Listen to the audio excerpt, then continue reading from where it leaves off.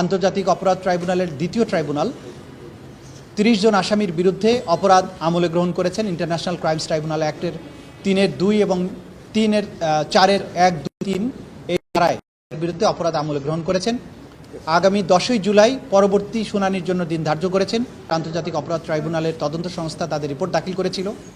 সেই report পর্যালোচনাপূর্বক chief প্রসিকিউটরের কার্যালয় formal charge ready করে দাখিল করেছিল এবং আজকে সেই ফর্মাল চার্জ এবং অন্যান্য ডকুমেন্টসের উপরে শুনানি করে আন্তর্জাতিক অপরাধ ট্রাইব্যুনালের দ্বিতীয় ট্রাইব্যুনাল 30 জন আসামির বিরুদ্ধে অপরাধ আমলে গ্রহণ করেছেন। ইন্টারন্যাশনাল ক্রাইমস ট্রাইব্যুনাল অ্যাক্টের 3-2 এবং 4-1-2-3 এই ধারায় বিরুদ্ধে অপরাধ আমলে গ্রহণ করেছেন। আগামী 10ই জুলাই পরবর্তী শুনানির জন্য দিন ধার্য করেছেন।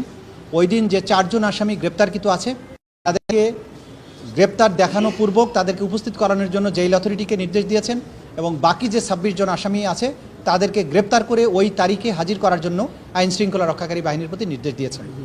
সেই দিন আসামিদের উপস্থিতির পরে বিচারের জন্য যে স্বাভাবিক কার্যক্রম সেটা গৃহীত হবে। যদি সকল আসামি গ্রেপ্তার করা না যায় তাহলে পলাতক আসামিদের ব্যাপারে স্টেট ডিফেন্স লয়ার নিয়োগ করার জন্য আদালত আদেশ দিতে পারেন এবং তার মাধ্যমেই আনুষ্ঠানিক বিচারের যাত্রা শুরু হয়ে যাবে।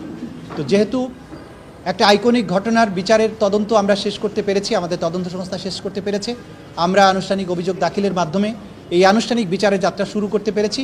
আজকের এই মুহূর্তে আমরা জুলাই বিপ্লবের শহীদদেরকে আরেকবার স্মরণ করছি এবং দেশবাসীকে এটা আশ্বস্ত করতে চাই যে আন্তর্জাতিক অপরাধ ট্রাইব্যুনালের তদন্ত সংস্থা এবং প্রসিকিউশন দিনরাত আপ্রাণ চেষ্টা করে যাচ্ছেন এই বিচার, যেটা জাতির একটা বড় প্রায়োরিটি এবং ভবিষ্যতে এই অপরাধের রিকারেন্স ঠেকানোর জন্য রাষ্ট্রকে যে জায়গায় যেতে হবে সেই জায়গাটা নির্ধারণ করার ব্যাপারে আমরা দিনরাত কাজ করছি।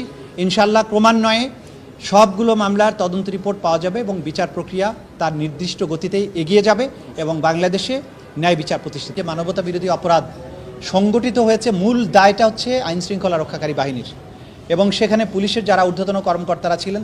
আমরা স্পষ্ট দেখি শেখ হাসিনার নির্দেশ লিথাল ওয়েপন ব্যবহার করা, শেখ হাসিনার নির্দেশটা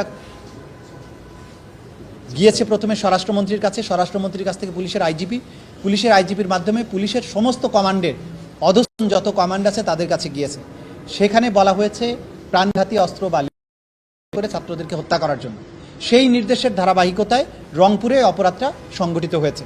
সুতরাং সুপিরিয়র দায় হচ্ছে শেখ হাসিনার, আসাদুজ্জামান খান কামালের, আইজিপির, পুলিশের রংপুরের যারা ঊর্ধ্বতন কর্তা ছিলেন তাদের ব্যাপারে ঊর্ধ্বতন দায় এখানে এই মামলাতে পাওয়া গিয়েছে এবং তাদের ব্যাপারে চার্জশিট দাখিল করা হয়েছে এবং পাশাপাশি অক্সিলিয়ারি ফোর্স হিসাবে আওয়ামী লীগ এবং বিশ্ববিদ্যালয় প্রশাসন এই ছাত্রদের আন্দোলন দমনের ব্যাপারে পুলিশকে কিন্তু সরাসরি নির্দেশনাও দিয়েছে।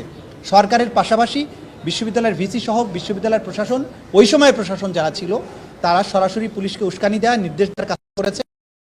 যেহেতু সুপিরিয়র অবস্থানে থেকে এটা করেছে সেজন্য সুপিরিয়র রেসপন্সিবিলিটি বিশ্ববিদ্যালয়ের যারা ঊর্ধ্বতন কর্তা ব্যক্তি যারা এই মামলার আসামি তাদেরকেও এই দায়ে দায়ী করা হয়েছে। তবে মূল দায়টা হচ্ছে সরকারের, শেখ হাসিনা থেকে শুরু করে পরবর্তী পুলিশ অফিসারদের। আমরা একদিনও বেশি সময় নিচ্ছি না, নেবও না। যথাসময়ে বিচার শেষ করার জন্য যা করা দরকার সেগুলো আমরা করব। বাকিটা নির্ভর করবে আদালতের কার্যধারার উপরে।